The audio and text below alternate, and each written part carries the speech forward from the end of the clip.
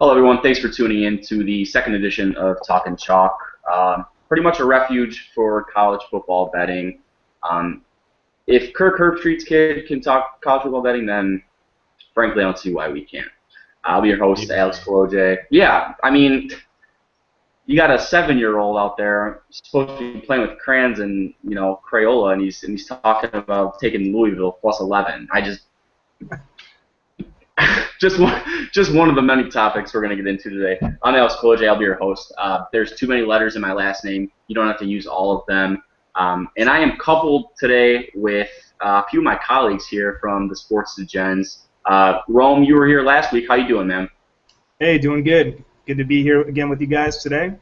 Absolutely, absolutely. And this will be, I think, the second full year I've been intertwined with the quote-unquote gambling Twitterverse, and one of the guys that I initially met on here, and I haven't seen his face until last week it was Brian Intrikin, and Intrikin. I don't even know. Close enough. It's easier than your last name. Hey, I'll tell you right now, I don't think I've ever heard that one before. Good to have you on, man. Hey, good to have you on. The Sports Degens, Rome, you covered that a little bit last week. Brian, you kind of came to me last month. I had been working in the summer with a lot of college football stuff, and you came to me, and we intertwined, and the group that we have right now is very solid. Why don't you give the listeners a rundown of what the Sports Degen is, and pretty much what the goal is for that platform? Yeah, no. It all started with Roto Chronicle. He had his own little blog going for a while, and now we're just expanding it to try to add all spectrums of sports. We have everything from NFL, college football to MLB. Eventually we'll have hockey and basketball. We have UFC, WWE. We have betting. We have fantasy. We have just general information. Good group of guys, always trying to expand. The idea is to make it a sports information website eventually, not just a blog, and just kind of develop it as we go. But like all things, you got to start small, expand, and we got a good nucleus to build with. And as long as we just keep pumping it out and getting people excited about sports, that's what we're all here for, anyways. And it gives you a way to get away from a lot of the insanity that is gambling Twitter, and get you actually just to do sports stuff and not have to worry about all the finger pointing and everything else. That's the nicest way I can clean that up for you. Yeah, no doubt about it, man. And not to give too much praise to us, but it really is a great platform, and it's almost like a playground. You click on the link, and there's just endless information, and you really can't not benefit from it. It's just a plethora of cheat sheets and study guides and tips and tricks to pretty much to make the day go by faster, and that's pretty much what the goal is now, especially when you look at sports fantasy and daily fantasy and betting, is get into that night slate and get into those games. So I think it looks great. I think that when you look at the guys that are on the site and the contributions and just the spectrum, like you said, Brian, of the sports, I didn't even know that there was WWE betting that was available, but you go to the Sports Degens and it's covered. So that is, I think it's great. I think it's something new, and I think it's something fresh, and I think we're just kind of running barren with all these sports sites and something new. So we got a great show lined up today, guys. We got a lot of stuff to talk about. Week 2 is finally in the books. Talking Week 3 college football, kicking off tomorrow with Clemson at Louisville. And the first thing that I wanted to get into, because I was in a group text with my brothers last night and talking about college football and talking about, we always have these mortal locks of the week, and talking about what the winner is, and things transpired, and and the next thing we're talking about the worst teams to bet on and the best teams to bet on. And I think it's just such an underrated tool to use these days in college football betting. And you look at, there's over 120 teams, over 50 games a weekend. It's pretty easy to kind of, get off the grid and start just throwing bets out anywhere. So, Brian, let's start with you, man. Who's, one or two teams that you love to bet on, or programs that have been kind to you, and who's one or two teams that you really just can't win no matter how hard you try? Well, I'm going to just kind of focus on the first 2 weeks here because I think with college the teams change so often. Right. But I'm going to go outside the box here. I'm sorry, I won't do this all night. 3 teams that I absolutely love so far, just because of an entertainment standpoint and they've made money, is BYU. Like, they shouldn't have covered or won any of these games.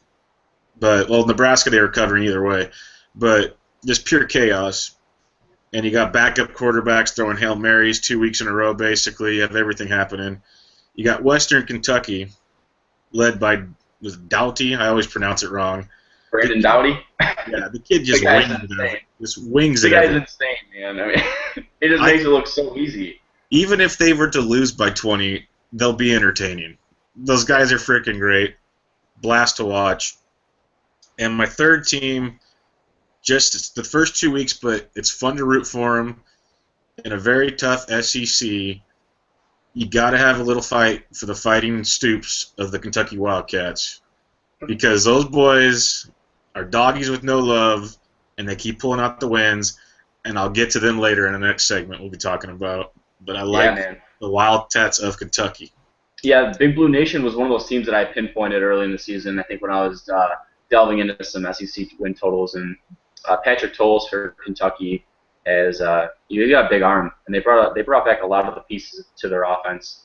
And whether South Carolina maybe has a lack of talent this year or not, was still a big win for them. Did they win that game? They won that game, didn't they? 26-22. They were up 24-7 at the half. They let them claw back, but a late safety gave them the 4-point win. Yeah, I was gonna say 26-22. That's big for that program. It really is, and I feel like it's been a long time coming. You look at the days of Stevie Johnson and Randall Cobb, and they kind of went out the window for that last 4 or 5 years. But nice to see them back up in there. Well, heck, and then when I wrote about them this morning in my Cliff Notes, that was their first road win in 22 games. Or broke a 22-game road losing streak. That's ridiculous. Yeah, Wow. that's even in the SEC. That's seemingly really hard to do if you think about it. 22 weeks without winning away from your home confines is a difficult task. Is a difficult task to say the least. Rome, do you have a handful of teams that you love to bet on? Any teams that maybe you pinpoint, before the slate comes out? Yeah, I've been kind of focusing my attention and my efforts on the Pac-12 this year so far. So I think I'll just start there. So for the past 2 weeks in a row, David Shaw and the Stanford Cardinal, they've kind of burned me a little bit. Possibly it's just me making the complete wrong read of the situation, and I guess of the matchup and the spread as well. But that's been a team where I think I'll have a good read on it, and especially the matchup, and have something in favor. And of course they just come to bite me back in the ass. And when I'm fading them, of course they're going to come out and play strong, and Kevin Hogan's going to be the leader that he should be, and the game manager that we all know that he can be. The defense will show up, of course. And then, of course, when I'm like, oh yeah, and I'm invested, and I'm all in. I like the way they were playing past couple weeks. Then they lay an egg and are just horrible. So for me, that's my one team that I'm still trying to have a better result with. You know what? I've been looking at a lot of the games and the matchups for this weekend. Colorado State has been very kind to me these past couple weeks. Also UW. I really like. I think this is a much better defense for Chris Peterson, and I think that the quarterback, I think it's Browning or either Brown or Browning that's been starting the past couple weeks that he put in in the first week. Now I see Alex shaking his head now. Oh man, I hate UW more than my ex-girlfriend this week. Continue, sir. Yeah, I just, I like, I really like. I think this is the year finally that we're going to see. Obviously that defense is looking much stronger. Chris Peterson's normally known for his defensive teams. Obviously, when he was at Boise, he was putting together some really fun offensive and kind of weird special teams and weird plays as well that were really kind of cool and different, especially at that time. But yeah, I think that we're going to hopefully start to see, the emergence of UW hopefully kind of get back to where we thought they would be last year. So that's I'm gonna keep it real simple for now. Yeah, it's funny you say that. Washington, a team that comes in before the season, they're projected to win 4.5 games, which was sitting at the bottom of the Pac-12 or coming into the season rather, with Oregon State and Washington State. So we'll see how that defensive unit revamps. They lost a lot of guys from last year. They had three, I think it was 3 first-round picks from that defensive unit. They don't have a quarterback coming in. So we'll see how they respond. They're 1-1 right now. They just beat Sacramento State 49-0. Should see a better opponent in Utah State this week. For me, I can't really even pinpoint a certain team for me right now as far as who I like to bet, but I do love to dabble in the Conference USA. Teams like Florida Atlantic and Western Kentucky, like you mentioned, Brian.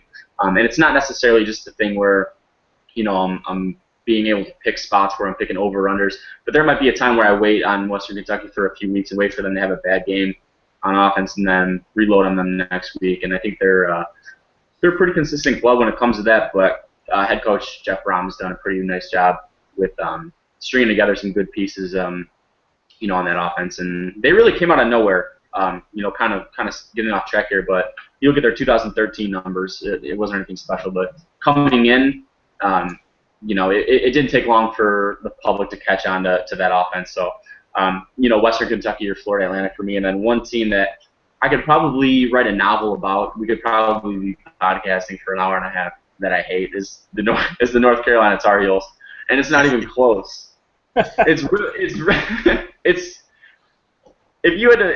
I had to make a list of teams that I hated, it would just be North Carolina for the first 38 teams, and then I could maybe just try to dial up a few more teams after that. It's just like North Carolina, and then just a bunch of squiggles, and then like another team. That's how much I hate North Carolina. And the thing that sucks is transitioning from just a prototypical better to now I'm writing and covering college sports.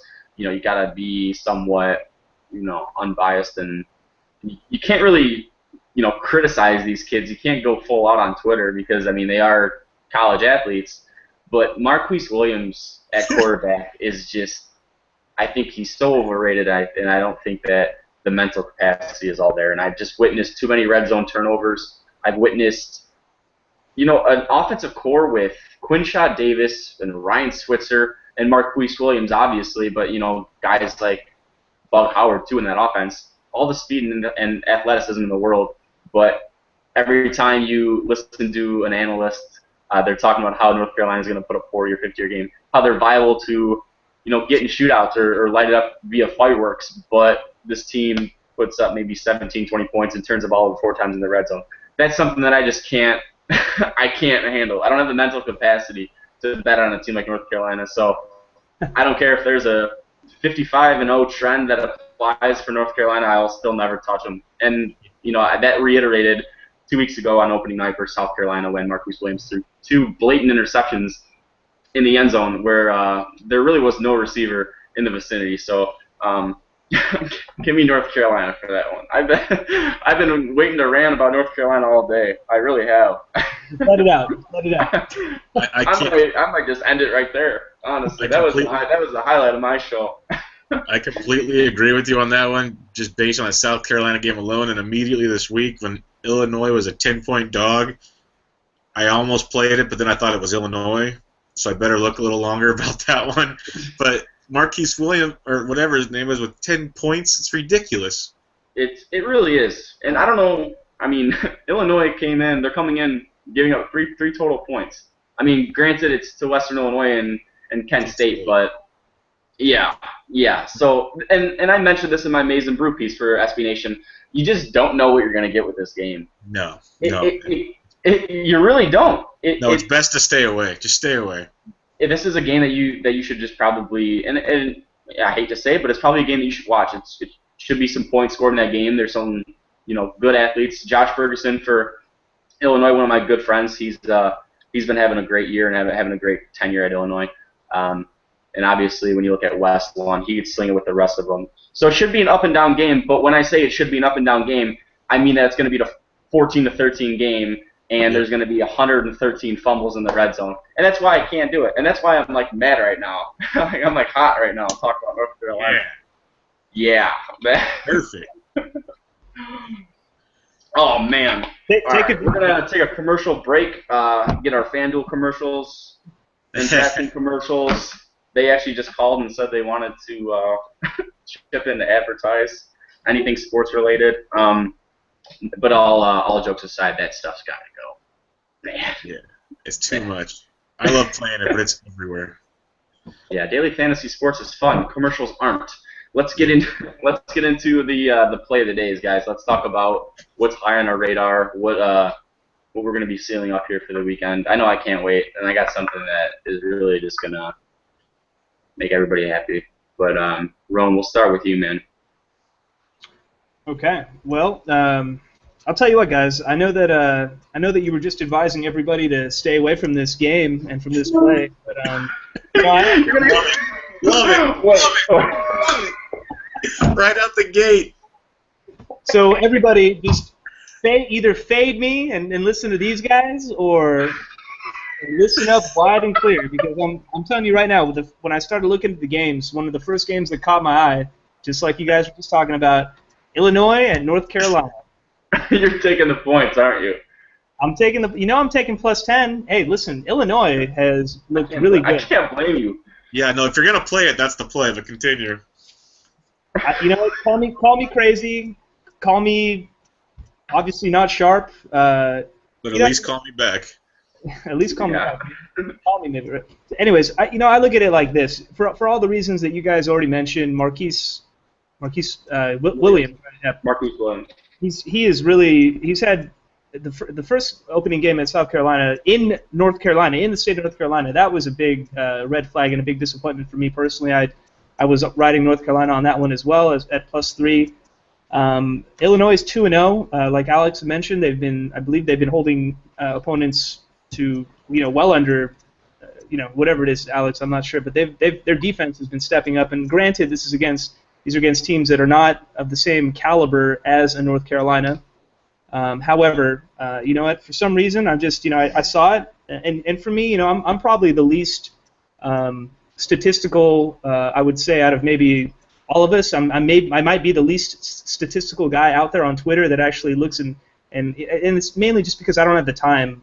Back when I wasn't working, when I was kind of focusing on NBA, I had plenty of time to log all the games, do spreadsheets. I just had more time to kind of compile stats and just kind of analyze those and kind of sift through the data. Right now, unfortunately, I just don't have that time. But at the same time, I feel like I have a pretty good intuition and a good look at just kind of reading lines, watching the line movement especially. I like to kind of wait maybe night before, some of these big games, see how the money's coming on a little bit. Troll Twitter as well. Those are just some things that I like to do personally to do research. But yeah, you know what? Give me Illinois +10. Good luck and follow or fade. That's probably something I'm going to be playing, or definitely something I'm going to be playing. So Alex, are we doing just a one-game format and we're going to pass it around? Yeah, we'll pass it around. I just wanted to comment on that. I think this could be the week where Illinois gets exposed on defense, and it wouldn't be surprising at all because of North Carolina's speed. They're one of the faster teams in the nation when it comes to snapping the ball. They want to get it real quick. They get lined up well, and it could really hurt you in many ways. The only thing that sucks is I've witnessed a team with so much, potential pretty much just run right into the ground. And I don't know if it's the coaching staff or it's the lack of, efficiency, or if it's just the fact that I think analysts kind of, put these teams on a high horse and they don't have an unbiased opinion. They, if North Carolina's playing, then it's going to automatically be a high-scoring game. That's the stuff that I hate. We'll get into that next week as well. But Brian, go ahead. Who's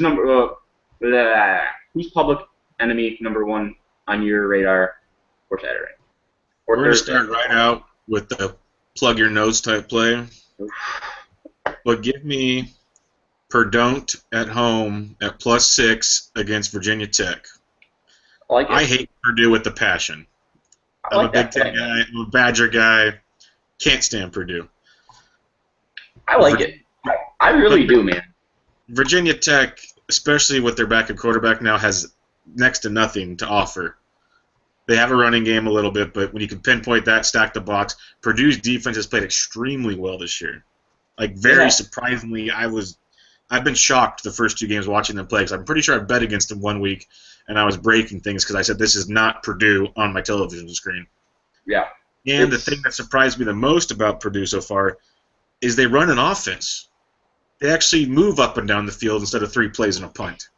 It's a different team. They're moving in the right direction, getting 6 points at home. I think they win the game outright. But if you're not comfortable laying the money line, take the 6 points. I think you got to win in that one.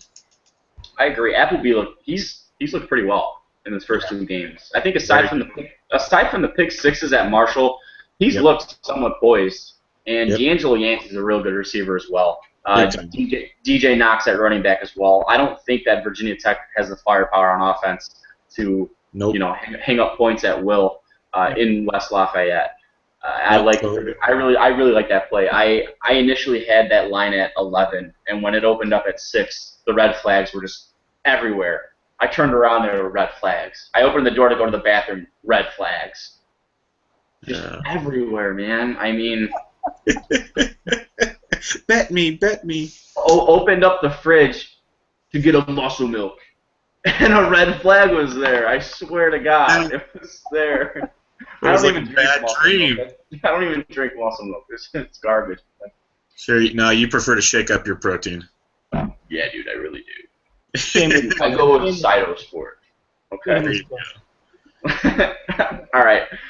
Last week, I was gung-ho on the Washington State Cougars. I was ready to call my mom and tell her to just cancel my rent and just put it on Washington State. I am half-heartedly kidding, but in a sense, I did love Washington State. I loved the position they were in.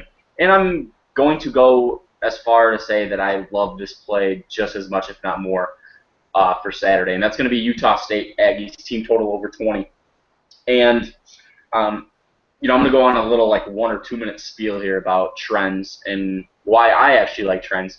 They don't get a good rap, especially on the Twitter timeline. People don't like trends. I only like a certain amount of trends. Anything that pertains to the word following or after, pretty much anything with how coaches and teams respond after a loss at home or after giving up 40 points per game or losing as a favorite. Now, in the case of Utah State, their head coach Matt Wells took over in 2013, and since then he's lost 7 games. All 7 games, the next contest, they've hit on the team total over, and they're averaging 38.4 points per game. And to further on that, in 4 road games, they'll be playing at Washington. They're averaging 43 points per game. Now, I did a little research last night, guys. I was kind of bored, You can only watch so many episodes of The Office on Netflix before you want to, go crazy. But really, not really. Erroneous. Yeah. You really, you can watch too many, but you really can't watch too many. But, I was just in one of those moods last night where I'm trying to find a reason not to bet this. And that trend was the first thing that kind of came to mind. But I'm thinking, why does a team like this kind of jumpstart after a loss on offense? So, I'll find myself during the day at random times. I'm on campus, walking to class. And, there's kids talking. They're like, oh, dude, what do you want to do this weekend? We're going to get all messed up. And here I'm, walking around. I'm like, how the hell do the Aggies, why do they do so good on offense, after a loss? I'm just in the clouds somewhere. I just find myself at random times asking myself why this trend pertains, but the numbers are all there. You look at, bear with me here, guys, but, in the 7 losses, yards per game has gone up in 6 out of the 7 after the loss. 5 times out of the 7, they've put up 475 yards or more. They put up 500 2 of those times. And I don't know. I like Chucky Keaton. I think he's one of the more underrated quarterbacks. And you look at a stagnant offense that hasn't done anything in the first 2 weeks. 12-9 win against Southern Utah and a 24-14 loss to Utah. They finally get Hunter Sharp back at wide receiver. So that's, huge for them without having JoJo Natson, who was dismissed earlier in the season. They get 2 offensive linemen back. And frankly, I'm not sold on Washington just yet. I think the 16-13 win, or excuse me, loss at Boise. I think you got to look at that more from a different standpoint in that Chris Peterson would have had his right arm surgically removed to have that game. I think that was 8 months of, just utmost preparation for a team, trying to go back into that foundation that he built and just dismantle it. They came back and beat Sacramento State, obviously, but you're going to get the Utah State team total somewhere at 19 or 19 and a half. I don't think it's going to be anywhere over 20 and a half. So if you get that under 20, I think it's a solid play. I really do, just based on, response after a loss. It's just been, and Matt Wells was the offensive coordinator and quarterbacks coach before he took over. So he's an offensive-minded guy, and I think that they're going to put up some points in Washington, and the statistics say so. So like I said, it's not, merely just based on the trend, but when you kind of put things together, you see how they work. So that's my number one, will be Utah State team total over. And then, Rome, you're up again, man. Okay, guys. So I've got a couple other games that I'm basically putting like 1, 2, 3, 4, 5, just kind of hashing it. I will start next with, I'm trying to figure out which one I love the most out of these next plays. Okay, so I haven't even seen the line for this game. But let's get right into the meat and potatoes of Ole Miss at Bama. There you go. Okay. So what is I'll find it for you right now. It was at 7 earlier today. Okay. It's still at 7. So that's Brian. That's Bama favored by 7. Yep, Bama minus 7. Yeah, give me Ole Miss all fucking day and that shit.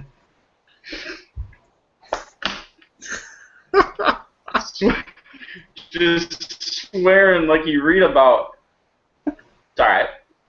Well, I like the emotion personally. I like it. Yeah, I think I mentioned it earlier in the last week's podcast. I mean, I know that there's, Bama's obviously Bama. They've built themselves a great reputation. They've got one of the best coaches in the country, in Nick Saban. He's been there. He's established. He's bringing back a hell of a defense, or not bringing back a hell of a defense, but he's, I guess, assembled a hell of a defense. To be completely honest with you, I have not had the chance to watch a full Alabama game this year so far. I have had a chance to catch some of the Ole Miss games, and I mean this Ole Miss offense is explosive. Their defense is dominant as well. I know that their quarterback for Ole Miss is it's his first year quarterback, but he's really come in. He's put together some solid games. These first 2 games, he's put up a hell of a lot of points. I don't know. I guess you can call me maybe the most public bettor, or the most non-sharp bettor maybe out of our whole group. But I represent for the people. That's what I do. That's why I'm here. I'm here doing that, giving that whole angle. But give me, yeah. If I can get Ole Miss with points at Bama, I understand it's in Tuscaloosa, and that's going to be, it's a hell of a place to play. But I think it's Hugh Freeze, right? It's the coach of Ole Miss. Yes. Yeah. I think he's gonna have his team really ready, and I think they're going to be motivated to come into Alabama and really make a statement, and and represent, and try to show themselves as the cream of the crop of the SEC. Yeah, I agree. And just to touch on that, I just think with Chad Kelly at quarterback, it's pretty much a case of as long as Bo Wallace isn't under center, you're pretty much going to upgrade. Bingo. So, I mean, that's just how it was. Bo Wallace just wasn't a guy that, and Ole Miss fans probably took the worst of it. He just, aside from being number 1 for a few weeks last year, it was just, too many mishaps. And Chad Kelly's got a big arm, and I think that just works well with what Hugh Freeze wants to do with Laquan Treadwell and Evan Ingram and those guys on offense. So that really just, meshes well with that offense. Brian, you're up, man. Okay, I'll make this short and sweet. I will take the neutral site game in Colorado. I will take Colorado State Rams. They are now +3. They were +4 against Colorado. Money line's fine like before, but if you have to, take the points. Colorado State showed me a lot last week. I know they're at home against a tough Minnesota team, an underrated Minnesota team, in my opinion, that has a very strong defense. Colorado, to me, Sure, they beat up on UMass last week, but I think that was a lot of UMass beating up on themselves. UMass had a lot of chances to score. They turn it over in the red. They did like Marquise Williams. It was just one turnover after another. There was 11 Marquise Williams out there for the Minutemen. Wow. It was horrible. You look at Colorado's game in Hawaii, and maybe it was the Hawaiian fix. Who knows? Hawaii dominated that game from start to finish for the most part. Colorado State is a better football team than Hawaii, and I will go to the map for that one. Oh, absolutely. Neutral site game, a huge rivalry game. Colorado State might have nothing else to really play for because they might not even make it through the Mountain West. You never know. This is their Super Bowl, and they will leave it all out there, and they will beat Colorado on Saturday.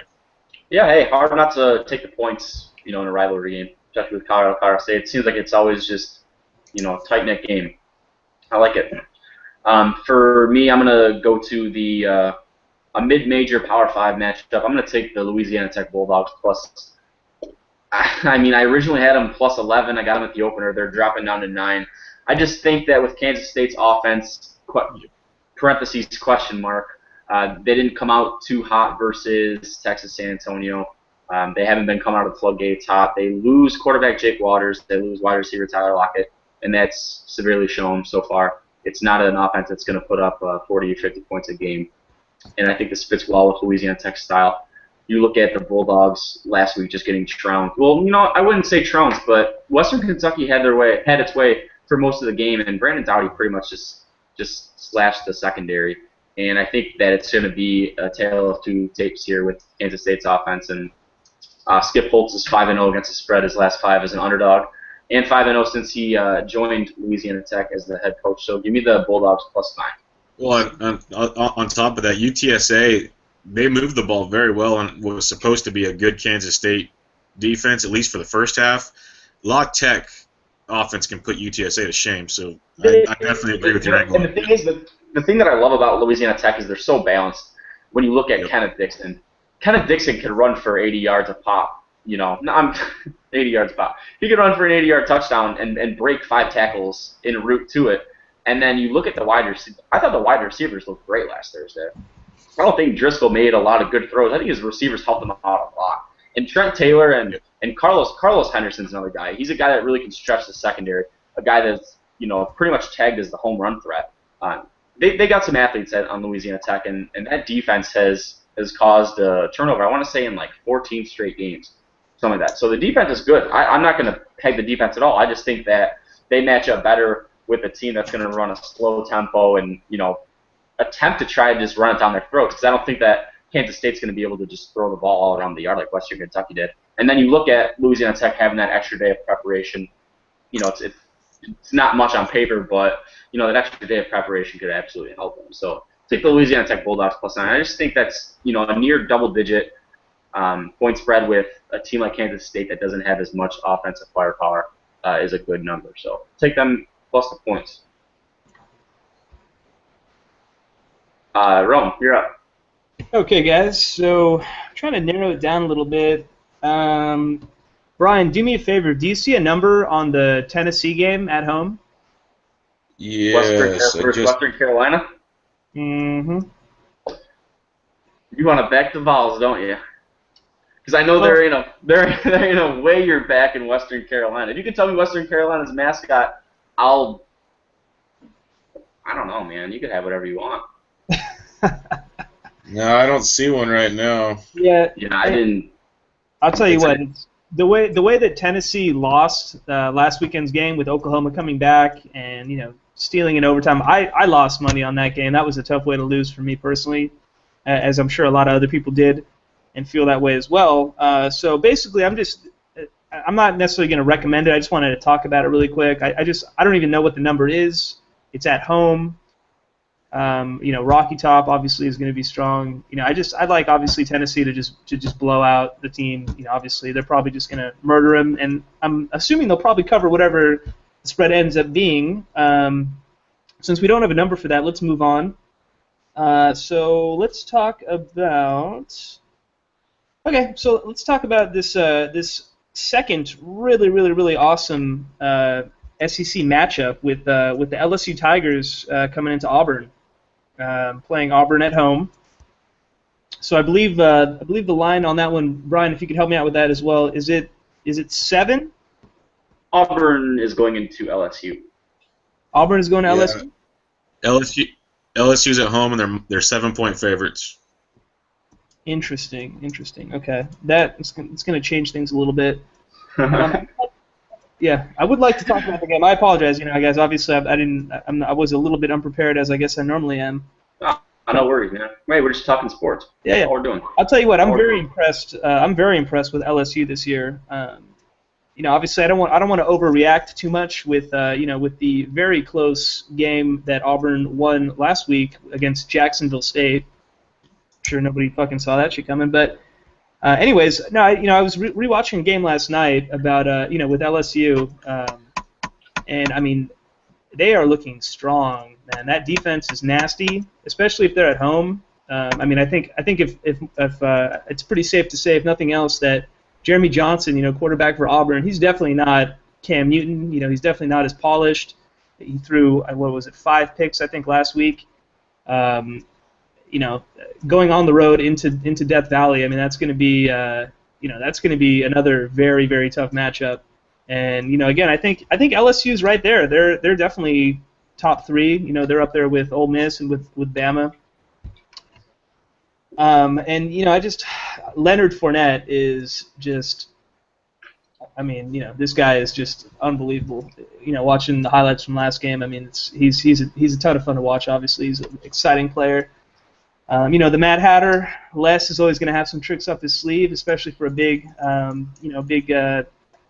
of a primetime matchup like this. Honestly, I don't know. I thought it was at Auburn, so I apologize. I was going to say if Auburn was favored, then I'm definitely going LSU. That's a no-brainer. I might want to think about it a little bit more in this situation. But either way, I'm trying to think. I mean, you would think that that with 2 high quality, high caliber defenses like that, you would think that maybe the under would be a good play. Realistically, I don't want to recommend anything without taking a little bit more time to kind of look at the numbers and just kind of, I guess, look at the spread a little bit closer. So yeah. But I just wanted to talk about that matchup. Yeah. That'd be a good one. Especially when you look at Auburn and how they're going to. Why is there feedback on me? Can you hear feedback? No. Okay, we're good now. Auburn rebounding after that just near mishap, near tragedy, I can't even think of the word for it. I mean, I don't know about you guys, but I don't even know what Jacksonville State's mascot is. I had whatever mascot, I had that mascot on my head. I was jumping up and down. I wanted to see a 40-point underdog win outright like nothing you've ever seen before. I mean, you would have thought that I had money on Jacksonville State money line. That should be a good one in Death Valley. Could be some points in that one. I don't know. We'll see. We'll see how Jeremy Johnson and that offense regroups. Brian, you're up, man. Just so you know, it's the Jacksonville State Jaguars. No, I'm just kidding. Come on. No, it's not. For some reason, I think so, but I could be wrong. But I think that's what I was reading this morning. I think you're right. Somebody told me that on Twitter, and I legit thought that they were just trolling me. I was like, "Oh, you're hysterical! You're hysterical, dude. That's so funny." Yes, it's so original. They went with that. They're probably like, "Okay." Sorry, my third play of the week will be my first favorite I'll be taking, and I don't know. It's shaky, but I like the direction they're going. I'm gonna take the Duke Blue Devils at home. Woo-hoo. They're at -3.5 against Northwestern, who for some miraculous act of God is ranked in the top 25 right now. I know they beat Stanford. Don't get me wrong. Stanford's not who we thought they were. Unlike what Dennis Green says, they are not who we thought they were. Northwestern brings a good defense to the field, but they're a good run defense, I think, not as much of a pass defense. Duke is bringing a much more improved defense than they've ever had to their line, at least from what I've seen in the last few years. You got this kid Thomas Sirk running the offense, the spread offense, dual threat quarterback for Duke, very, very talented. They beat the bricks off their 2 opponents, given one was NC State Central, wherever the hell they were. But they smoked Tulane, absolutely destroyed Tulane. And I just think they're way more of a well-rounded attack that can exploit the weaknesses in a Northwestern team that is playing above their skill level at the moment. and I think they're going to bring them a little bit back down to earth at the end of the day Saturday. Yeah, I think this is another good time of pretty much just selling high. I mean, Northwestern creeps into the top 25. They miraculously, I don't want to call it miraculously, but winning as a 13-point underdog versus a Pac-12 team was pretty substantial. And I think when you look at it more, Stanford comes in, maybe taking their opponent a little bit lightly, coming in and getting a 9 a.m. start. I mean, that's a lot harder. That's a lot harder to do than you think. I mean, going full blast, first game, trying to get the rust off. I think this is a perfect time for Duke to knock off Northwestern, and like you said, Brian, bring the Wildcats back onto earth. This is going to be, I think, a week where the public likes to see that little number next to Northwestern and back them, but in the end, it kind of comes back to bite them. Yeah, they're gonna see a ranked opponent as a dog and go, oh my, free money, give it to me. Yeah, they're gonna see a Northwestern team beat a Stanford, a ranked coming in Stanford team, and they're gonna love that. So yep. I like that play a lot. I really do. For me, number 3 is I'm gonna go with the East Carolina Navy over 58.5. The only reason I say 58.5 is because it opened at 59, it's down to 58. It's fluctuating a little bit, but I think when you look at East Carolina, going into the swamp last week, nearly coming out with a win, they lose by 7 points, and now they got to turn back and prepare for a triple option offense headed by Keenan Reynolds. And pretty similar to Justin Thomas at Georgia Tech, Keenan Reynolds has been in this offensive scheme for years now and has pretty much mastered it. And I'm not high on East Carolina's defense for what it's worth. And I think if Navy can go up on top early, East Carolina's going to have to revert back to the passing game. And they like to spread it out. They like to go wide. And they can throw. They lost Shane Carter, but they still have some threats on the outside. I think this could be a high-scoring game. Navy's a tough team to kind of mess with because you don't know how that triple option is going to be. It's either going to be a slow-moving game where they take 10 minutes off their first possession and kick a field goal, or they're going to run for 6 or 7 yards a pop the whole day. And I'm going to go with the latter on that one. I'm going to take the over at 58. Number four, Rome. Thank you, sir. All right, gentlemen. Next game that I'd like to talk about is going to be Georgia Tech coming onto the road, going to Notre Dame. Notre Dame is currently getting 2.5 or minus 2.5 favorites. They're coming off of a tough game that they won in dramatic fashion at the end of the game. They had lost a big injury with their starting quarterback Zaire going out with a nasty ankle injury. The freshman or whatever, the redshirt quarterback, whoever the dude was that came in and replaced him, he did a pretty decent job. I mean, he won them the game right at the end, so that's saying something. It is at home, but let me tell you something, guys. I really like Georgia Tech to put up points, just in general. With that option attack that they run. Again, I wish I had a little bit more time to prepare with specific names and stats and stuff that I could back it up. I just get the general feeling that there's going to be Notre Dame's defense is not horrible, but I don't know. For some reason I'm getting a good feeling. I like Georgia Tech. I think I'm trying to. Brian, what's the over/under number on that game? Georgia Tech, Notre Dame. 55.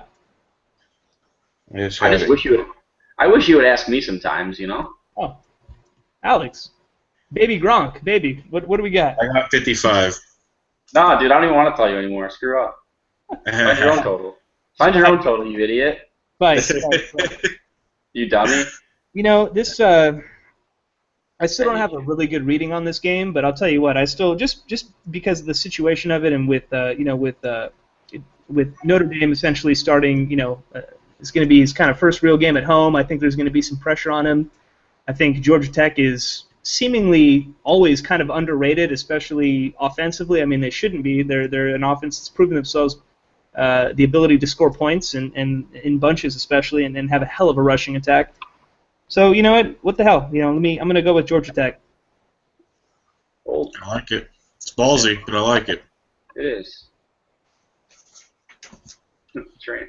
Move over to you, Bri. What's up? Number 4. Okay, this one, it kind of goes against my Northwestern theory, but I'm going to go with it. They're not ranked, at least. Temple. No, I'm staying away from them because I'm waiting for their fall back to earth. It's going to be so Twitter's going to explode when it happens. I gotta guess this team because I think I'm right there. I think not. You're not bet. Nah, you wouldn't bet against Texas A&M. No, I already mentioned this team earlier tonight. Bowling Green. No, we're going with the Wildcats in Kentucky. Kentucky. +3 Yeah. Okay. at home Touché. against the chomp Florida Gators. I'm telling you, this Kentucky team, they showed signs last year, but they also showed signs of reverting back to their old ways. But Stoops has built something there. They are developing on a really good program. There might not be this year, but they're real close to not being just a basketball school anymore. I really see Kentucky getting 3 points at home against a Florida team that, yes, offensively improved from last year, but the turmoil in that locker room this week, I can only imagine after that explosion on the sideline with their new head coach and Fred Taylor's boy. I know they lost a lot of respect for their coach, so I don't know how hard they'll be playing for him. And maybe that won't even be an angle. Maybe they're college kids, they got over it. But I love Kentucky. It's one of the biggest home games they've had in years. A win against Florida to go to 3-0, 2-0 in the SEC, probably get them ranked for one of the few times in the last decade. Yeah. This is a huge game for Kentucky, and I like them to bring it and beat Florida on Saturday. Yeah, and that aura is just there. It really is. It feels like that aura is just, waiting to kind of just be absorbed by Big Blue Nation. So, yeah, I don't think that's a bad play at all. I really don't. I think on the bright side, I would love to see Ashley Judd at more than just basketball games, jumping around on the sidelines with pom-poms. Yeah, good luck. You're up, Alex. I wish I got a kiss from Ashley Judd. Said nobody ever. Okay. Number 4. I've been kind of topsy-turvy and all over the place with a few plays, but I think I'm going to stick with my original play, and I'm going to go with the UConn Missouri under. And the only reason I like this one is because Gary Pinkel at home versus non-conference opponents is 4-0 to the under, averaging only 41 points per game. And when it comes to UConn, offense is seemingly hard to come by. And I really do like this Missouri defense. I really do. I was super skeptical about them coming in because of who they lost, but that defense looks extremely tight-knit, and I just don't think UConn scores.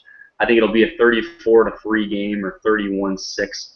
41.5, 42 points. It's gotten all the way down to 39.5, which kind of scares me, but I don't want to let line movement affect my decision, and I think that could be watching, paint dry on a wall.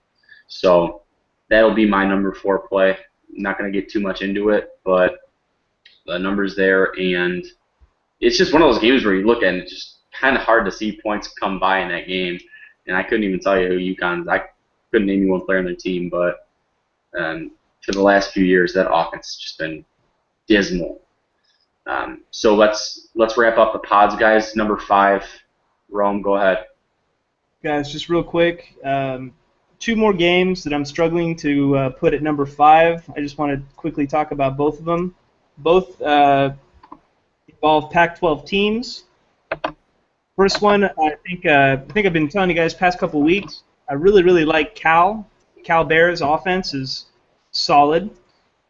This week they do go on the road. They're playing at Texas against the Longhorns. There's been some turmoil. I believe they fired athletic director Scott Patterson. Texas did. I just haven't been impressed with Texas, obviously, since Mac Brown left as head coach. There's rumors that he might be coming back as the new AD or maybe as an aide. Texas is one of those other teams, not necessarily this year, but in the past couple of years, I was really expecting them to perform better than they have, just plain and simple. They got a lot of talent coming out of the state of Texas. You would think they'd be able to recruit. You think they'd be able to continue to be the powerhouse that they have been in years past. Cal this year is legit, guys. I mean, especially from an offensive standpoint. I mean, these guys know how to put up points. They run a quick, efficient offense. Goff is a potential Heisman candidate this year as well. Even on the road, I'll tell you what. I'm going to take Cal until they lose. Until they show me that they can't do it. I mean, this week might be going on the road into UT, into Austin. That could be, I guess, a little bit of a dangerous place to play, a little bit of a dangerous matchup. Looking at the line, I believe it was set at either 9.5 or 10. Let me double check that. It's at 7 right now. It's at 7 right now. The line actually opened up at 3, I want to say. And it's skyrocketed. Climbed. I want to say in the first few hours it was up to like 5.5 or 6. Wow. Yeah. So so obviously a lot of public money coming in on Cal. I don't know. I really like Cal this year, just in general. They when I saw that first game, I could not believe it. I was like, wow, this team's clicking. They have got a great quarterback. They've got a great plan in place on what they know who they are. They don't. It's not gonna. It doesn't matter who they play. They know who they are. They have a game plan they want to execute. And honestly, I love teams like that. I think that can go a long way, just in general, no matter what the matchup. So I'll take Cal to cover the 7, either 6.5 if you can get down to 6.5. I'll take it on the road, just me personally. Good luck, fade or follow. Just one other quick game I wanted to mention too. Alex, or it was either Alex or Brian. One of you guys had talked about it. BYU, the darlings of these first couple of weeks of the college football season. They're on the road. They're playing at UCLA at the Rose Bowl this weekend. It's a night game. UCLA is favored by 17 points. 17. I'll tell you what. One of these matchups, Josh Rosen, he's gonna finally show his his true freshman colors. It's going to catch up to him one of these weeks. I'm just trying to figure out which week it's going to be, and I don't see why it's not this week. I thought it might have been last weekend on the road, at UNLV. First half was but he had a solid game, obviously, in the long run of that game. But I'll tell you what, 17 points, it's at home. Yeah, BYU is starting their backup QB, but Mangum, he's put together obviously a solid end of the first week's game. Second week's game was not bad at all. I'll tell you what, give me the plus 17 with BYU. Okay. Good closeout, Rome. I like the insight, like the analysis. Cougars are another team that I like to play on too. Whether it's a total or playing them or fading them, I think they're one of those teams that always comes through in the clutch with me. So I could definitely side with you on that one, Brian. I know you mentioned that earlier. Yep. Who's closing it out for you, Brian, at number 5? I have a lot I'm trying to figure out, so I'll just pick one. And if for some reason people like to tail me, wait till I post stuff on Twitter. It's a lot easier that way. I'm going to go back to one of my little darlings we talked about. We're going to go with Dowdy and our boys from Western Kentucky. Going into Hoosier Nation, another road game for the boys. They're getting a 1.5. They've already went into SEC country against a very good defense in Vandy, or pretty good defense in Vandy, and won. Now they're going to Indiana, who doesn't play much defense. Their goal is to outscore you. Any defense. Yeah, and we saw last weekend how Western Kentucky could care less. They will outscore you. Ask Louisiana Tech how that went. So as long as Dowdy's keeping the ball in his receivers' hands, it can be an up and down. This might be an over game for you. If you'd rather not take a spread, there could be some points. The over-under 69, though, that's a boatload of points. Nice. Yeah, but I'm hoping Dowdy gets him in the 69 position, if you know what I mean. And Western Kentucky leaves town with the win. Samesies. Yeah, I think if you look at this matchup, Brian, a team that I've had the luxury of covering here in the past few months, is that they just constantly reload. Yep. So you got running back Leon Allen. He'll be out for the rest of the year. But they're getting guys to step. DeAndre Furby will step up. He's a sophomore. Jared Dangerfield, wide receiver, who had 69 catches last season, which was a Western Kentucky record. Nice. He's been hindered by a hamstring issue. Anthony Wales, their other running back, is also seeing some sideline time. But it's it's like putting a Pez in a dispenser, and then it just keeps coming out. I mean, Tyler Higbee at tight end was a backup last year. He's leading the team in receptions and receiving yards right now. Taywan Taylor's another deep threat guy. Antoine Grant, Nicholas Norris. The receivers are seemingly just endless. So Dowdy's just got a plethora of receivers to go through, and that's why I think that the injury bug is something that Western Kentucky can overcome. Indiana has not looked good the past 2 weeks versus Florida International and Southern Illinois. It's a team that is susceptible to the pass, which falls right into the lap of Western Kentucky. This could be a lot of points in this game. So I don't think the under is a play that you want to be mad at. It seems like an over. Or, yeah, this is going to be a game where you either take the over or you don't play it at all, because if you want to, I will pay somebody to bet an under and watch that entire game without drinking or swearing or count me out. Paint. Or huffing paint or getting into some weird stuff like pixie sticks. You don't want to go down that road. No pixie. Yeah, I'll come back to get you, man. I'm gonna wrap this. I've been all over the place with number 5 too. I really don't know which route I'm gonna go with this one. It'd probably just be. I'm gonna go with the Southern Miss Texas State over 64.5. And I don't have a lot to say on this one, but covering the Sun Belt and covering the Conference USA, you don't see much defense. You're not going to eyeball too much defense in that. Texas State's, they run a nice offensive scheme, and Southern Miss has some playmakers as well on the outside that they return this year. One team that I kind of dialed up to kind of transition into one of those Conference USA teams that plays more offense, doesn't play defense, and I think this is the perfect week to show it at Texas State. Two teams that want to pretty much, and I know it sounds cliche, and I know it sounds rather simple, but two teams that want to score points and two teams that can score points, two teams that really don't have much defense. So I think if you're going to look at that game, take the over at 64.5. One of those games that's kind of hiding in the weeds right now, but holding a lot of value. So that's going to wrap up the pods, not the actual pod, because we have to give our shout-outs to our delightful fans. The first one goes out to @FadeHiggy. What up, Higgy? Yeah, what's up, Higgy? What up, dude? What up, bro? YOLO. DraftKings YOLO. YOLO. YOLO.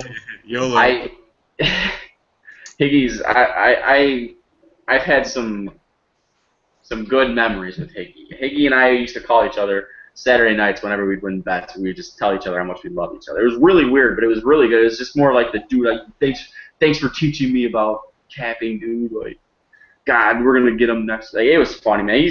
Higgy and I are both just bros, so it works out well. And the next one is at the Spin Zone. Lauren, is this a silent J? Lauren Joff. I call her Jaffe. Just go Jaffe. I'm gonna call her LJ. It just makes it easier. Or I'm just gonna call her at the Spin Zone. I'm just gonna call her Spinorama. Yeah, just that works for me. That last name's putting me in all sorts of puzzles. Is it the last name or the Avi? Is it really a girl? You're green. Are you getting catfished, Alex? Yeah, that's why I don't know. I don't follow this person.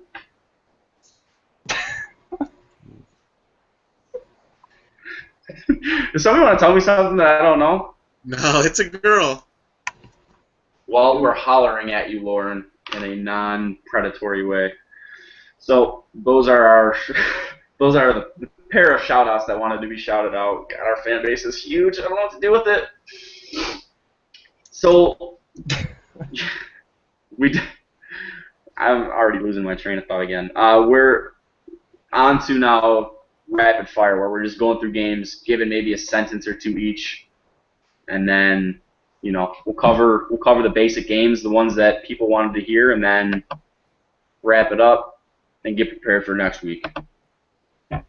So let's start off with Thursday night, guys. Should be a good one tomorrow night.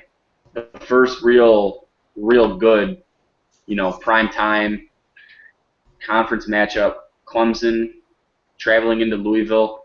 2-0 team versus an 0-2 team. Louisville is getting 6 points at home. The total is at 51. Brian, who are you taking? I'm taking the 0-2 team. Louisville Thursday night, one of the toughest places in the country to play. Clemson, solid team led by Watson. They've played nobody so far. Louisville might be 0-2, but they played two very tough matchups, and if it wasn't for 4 turnovers versus Houston, they probably win that game by 2 touchdowns. Give me Louisville. Give me the 6 points. Cross your fingers. Drink some beers. Enjoy. Rome shots. Yep. Yeah, give me Louisville. Give me the 6 points, just based off of some game theory that I can't prove and I've got no explanation of. But I'll tell you what, Clemson 2-0. Last game was a blowout. Game before that was a little closer. Bobby Petrino is going to have these guys ready to play at home. They're going to want to make a statement against our 11th-ranked Clemson team. I will take Louisville +6 at home. Yep, I'm joining you guys. Louisville +6. Thursday night home dogs 23-10 since 2013 minus Thanksgiving. I'm also going to go on and say that I'm taking Clemson's team total under 28.5. I don't even know how many points they put up against Appalachian State last week, but 14 points came off of pick sixes, and what they put up 40-something against Wofford. I don't think that happens. I think the offense comes down to earth, and I just think you see it almost every week with the home dogs. The defenses just get fired up. The crowd is going to be raucous, to say the least. So I'll take Louisville, and to add on to that, Clemson's team total under. Let's go to there's a Friday matchup that's kind of intriguing. Yep. No, I lied. Nah, I'm just kidding. I lied again. Florida State at Boston College. Everybody's been saying Boston College, they upset everybody at home. They're just so good at home. They just beat everybody at home. Rome, who do you like in the Florida State matchup? The Eagles are getting 7. The over-under sitting at 46.5. It's dropped 5 points since the opener. A low number. It's a really low number. I'm just kind of looking. I want to see how good Boston College's defensive stats are. Let's see. You know what? I don't. As much as okay. If we're talking about teams that we just kind of hate in general, definitely put Florida State on the top of that list for me personally. I don't know really how anybody else feels. This one for me is a tough one. I honestly probably won't even bet this game, me personally. If I had to give a lean, 46.5. That's a low number. That really is. If it started higher and if there's been that much money coming down on the under, just off of playing numbers per se, I might. I don't know. I do kind of like. I kind of like Boston College at home. I'll take the +7. Okay. Yeah, I'm gonna side with you, Brian. Just kidding. You didn't even go yet, did you? We were talking about this before. Yep. It just seems like one of those times where the public's gonna be back in Boston College because ESPN decides to play devil's advocate and show that Boston College is this team that they welcome these top 10 opponents in and then just trounce them. They did something to USC last year that would leave a bitter taste in Trojan fans' mouth. But I'm going to take Florida State here. I'm going to lay the chalk on the road, and I think it's a perfect time for Florida State to kind of regroup and kind of get the wheels churning here. They haven't looked like a national championship caliber team thus far. They kind of got off to a slow start for South Florida. I think Jimbo Fisher gets the troops back up, and they go into Boston College and win by 13. Yeah, I'm sadly agreeing with you on this. We talked about it earlier. Everybody and their mom's on Boston College. The number's still dropping, which, maybe that favors them, maybe it doesn't. The reason why I probably won't even touch the game, or I might just become a degenerate, but I hate backing in Verdolson, like we said. You don't know what you're going to get. He is like a box of chocolates. And the only thing Florida State has really good going for them is they have a phenomenal defense and one heck of a running game with a running back that has one heck of a right punch. So if all else fails, they might, just grind their way to a victory. I think I might find my way on to Florida State, but I might just stay away from this game. Yeah, you can't go wrong with that. I mean, a Friday night game, it's kind of hard not to want action on that considering it's going to be one of the bigger ones. But I think this is just a game that you got to stay away from. You look at the 46.5 point total. If that says anything, you're looking at maybe a pretty boring game to say the least. And Boston College, isn't as flashy as they come. Let's head over to the mid majors and dissect this Memphis Bowling Green matchup. Memphis comes in. They open up as the favorite at Bowling Green. They are giving 3.5 points. A Bowling Green team that is coming off of a pretty large win out east at Maryland and put up 30 points at Tennessee up in Knoxville. So, what's our take here? The total is sitting at 79 currently, which is 10 points above 69. Brian, you're starting off with this one, man. See what you did there, Alex. This is one of those games. Memphis dominated a very poor Kansas team. Bowling Green went into Maryland and just embarrassed Maryland, especially in the fourth quarter, running away with that game. It seems too easy to take Bowling Green at plus 3.5 at home. Seems way too easy. This seems this seems like a Memphis 10-point victory where they roll in there and say, "Sorry, Bowling Green, it was fun." And I think that's the way to go. Maybe the line will drop more because I think the public's going to pound Bowling Green. You might get this down below 3 or at least a 3. I'd say wait till Saturday and play Memphis. Yeah, and I did mention that in my article this past weekend, Brian. Just touching on some weird openers. This was the first one that came to mind, and maybe perceiving Bowling Green as the favorite in this one. I originally had them as 4 or 5 point favorites, and then I was going to make my decision based off of what that was. I figured it would either be a touchdown more or a touchdown less, and surely enough, Memphis is given points. And I just, it's similar to the Washington State angle we had last week, where where the public's going to be looking at a team getting points at home that just went into Maryland, stormed into Maryland, and pretty much just did whatever they want to on offense. I think if you're going to look at a play in this game, it's the Bowling Green team total under 38. Memphis is holding the past two opponents to, I think it was like 4.2 yards per pass. So if they can keep everything in front of them and not allow these receivers, Roger Lewis and Ryan Burbrink, primarily for Bowling Green, to get open in the secondary, just run around, I think that Memphis is a really underrated team than they were last year. They were a cash cow for me last year because nobody knew or had an idea how good they were. But Paxton Lynch can sling it around with Matt Johnson. So I'm not necessarily worried about the offensive fireworks in that one. So I think if you're looking at the game, I think the right play is Memphis. And I think if with the public hammer and the Bowling Green Falcons and the over, could be a good time to stab the public in the knife in the back of the knife, the machete, with a dagger, with a 16-inch dagger, and tell them to kill themselves. Rome, do you have any take on Memphis Bowling Green? For me, real quick, I like Memphis. I'll take Memphis. I might recommend, maybe trying to get the number at -3 versus 3.5. Just me personally. But yeah, I like everything you guys said. I think I agree with that. And even though Memphis is on the road, I'll take them definitely at -3. And I mean, good Lord, 80 points.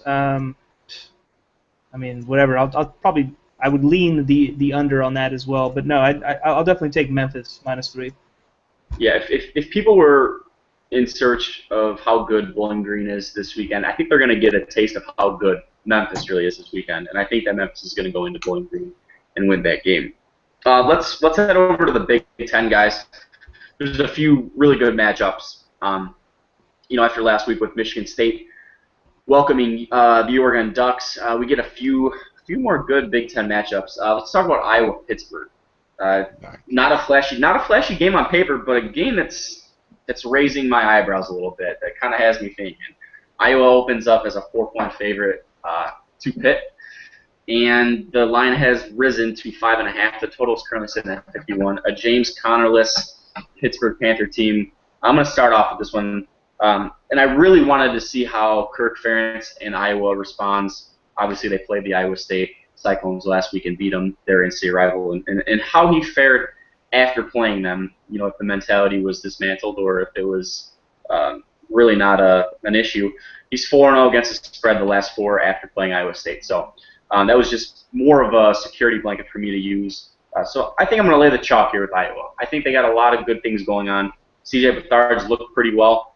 And a lot of the questions were was the quarterback play, especially with Jake Rudock transitioning over to the Michigan Wolverines, Go Blue.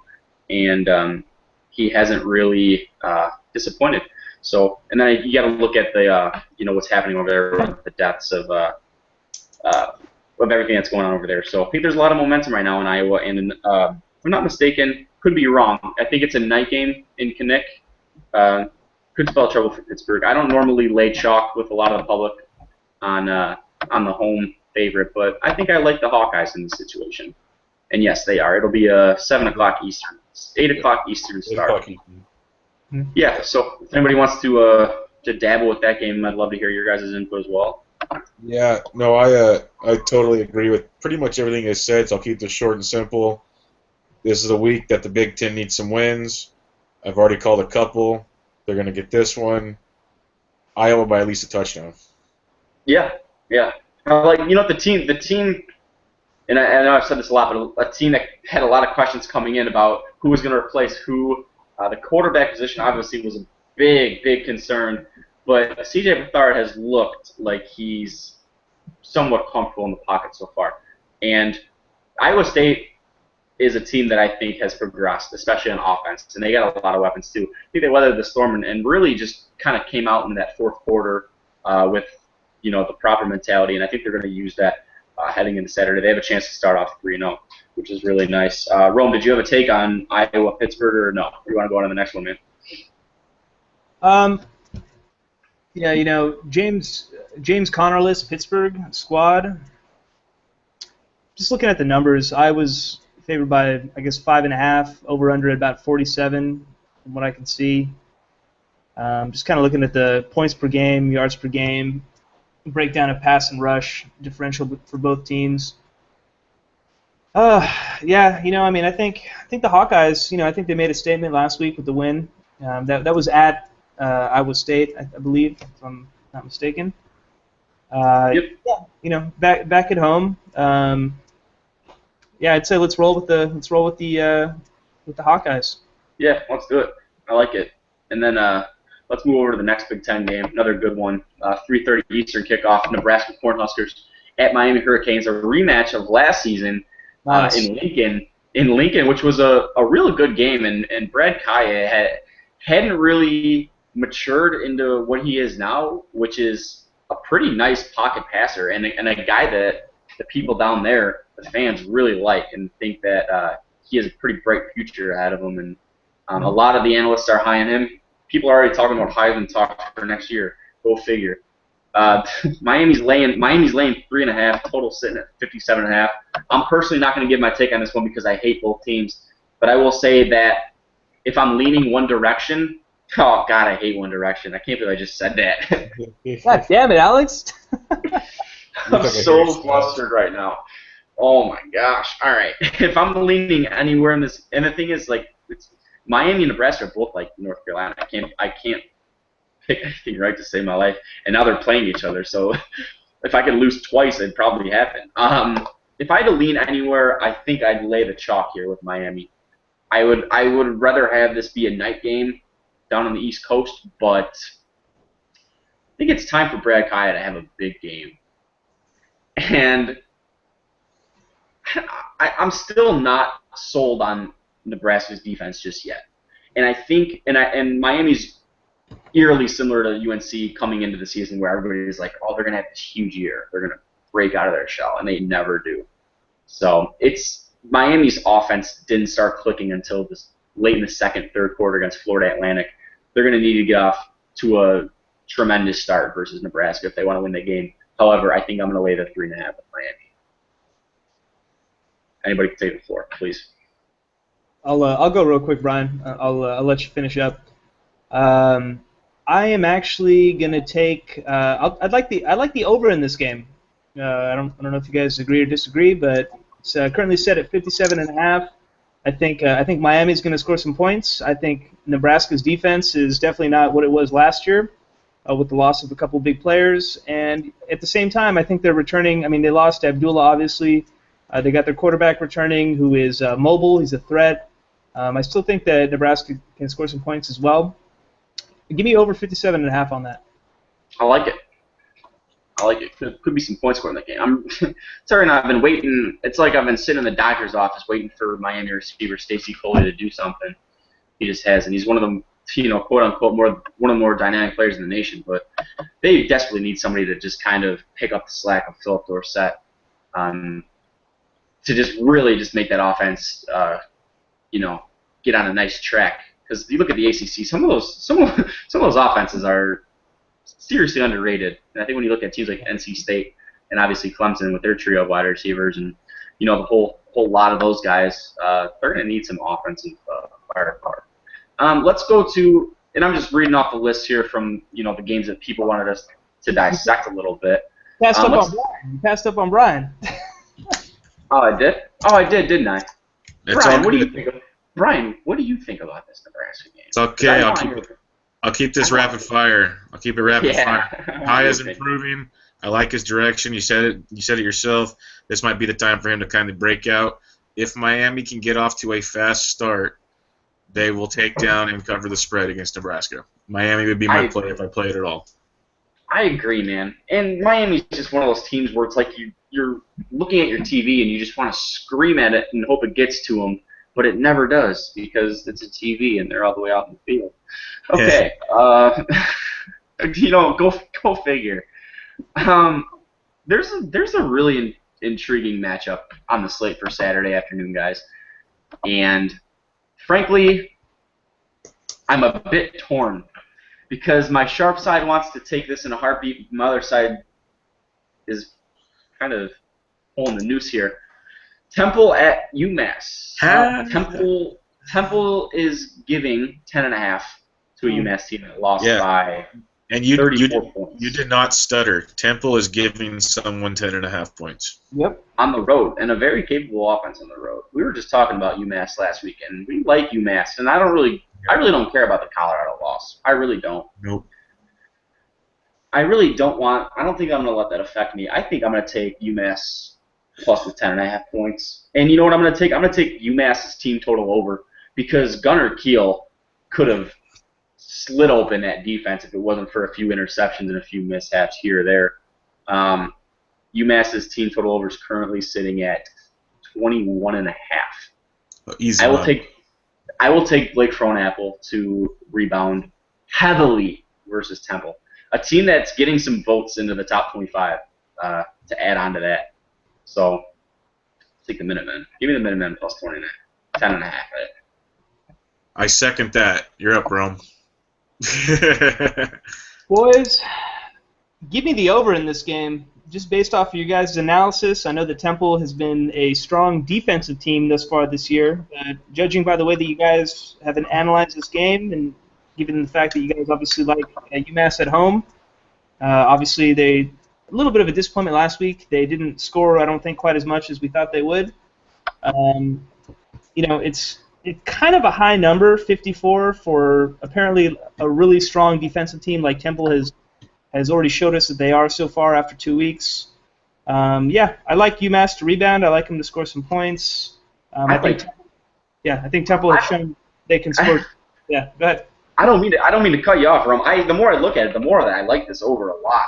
And I don't think you can belittle UMass's offense because of last week. Just off of that loss alone. This is a high tempo. We want to ram it down your throat, 5 wide aerial attack offense. That's just one of the best to watch in the nation. If you haven't watched UMass, take a Saturday to watch these guys because they are fun to watch. They are your Marshall, your Western Kentucky, maybe not on that scale. They don't have the defense to necessarily counter with that.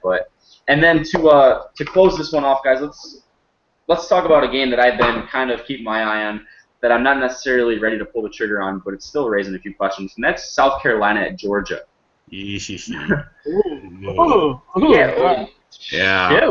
Shoot. Georgia's given 16.5 to the Gamecock, to that ball coach. In Athens, total sitting at 54. And on Monday night, I couldn't sleep because I was thinking about Georgia just running over South Carolina. And I thought that they were just going to plow the Gamecocks. This is not a game that I will touch. Nope. My thoughts have been tussling a little bit.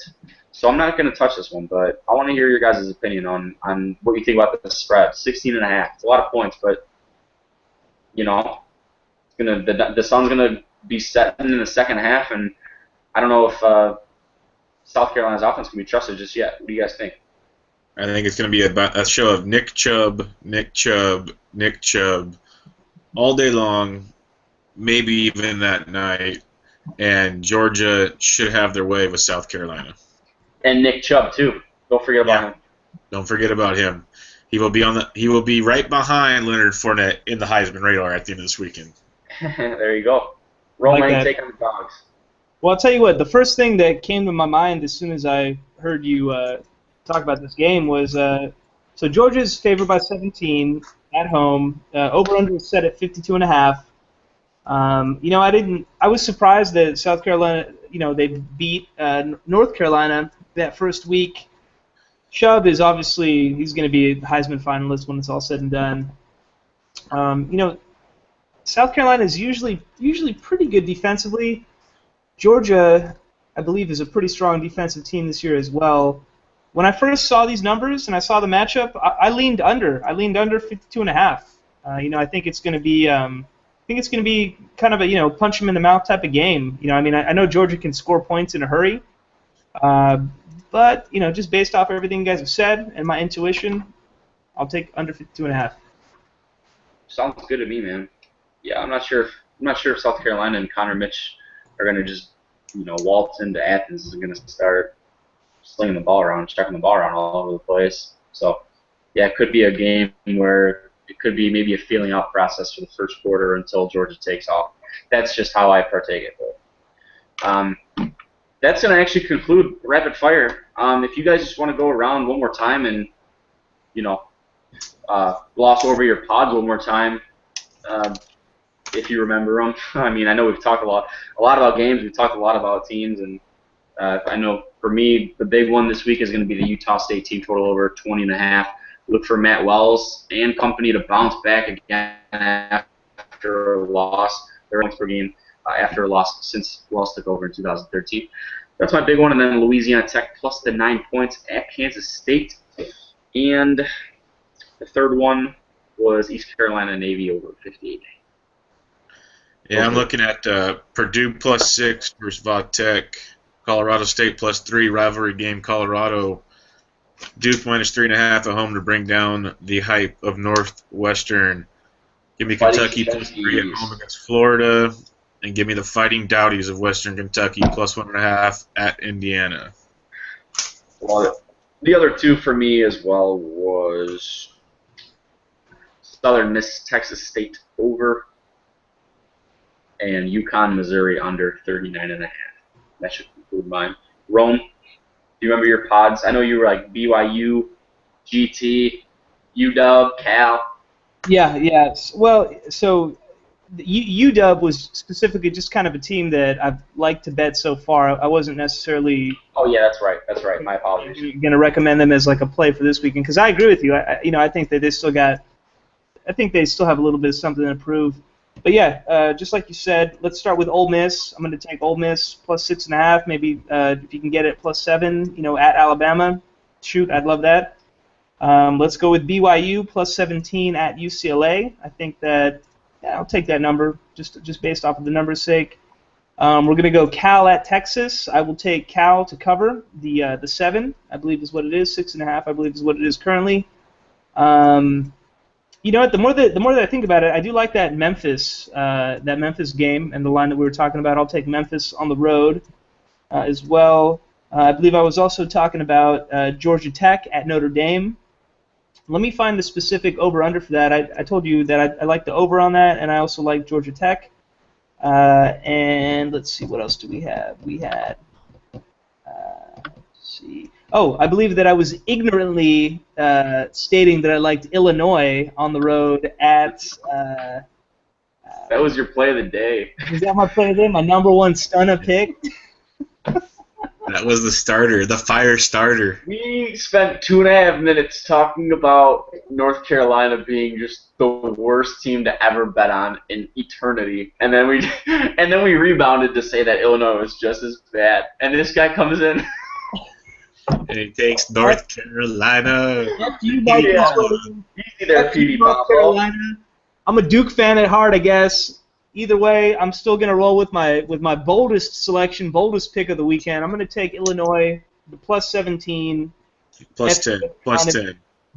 Plus 10, whatever. The more that I think about it, it might be the wrong side, but you know what? That's why they call me Rome Shots. I'm just giving out shots. Oh, Jesus Christ. I think we're going to end off on that note. Thank you guys, anybody, for tuning in. Have a great weekend. Do good. Have fun. Don't lose. Hug your mom. Pay your bookie if you owe them. Hey, your Even if it's just $200, just do it. It's just $200. Pay them in bookie. Pay them in gift cards or something. Thank you for everyone tuning in. Up there. Yeah, I think I have a few American Eagle gift cards left from Christmas, back in like 11. Hey. Anything to get. All right. Yep. That'll conclude week 3. We will be back next week talking trap games, play of the day, and more. So have a great weekend, guys, and thanks for tuning in again.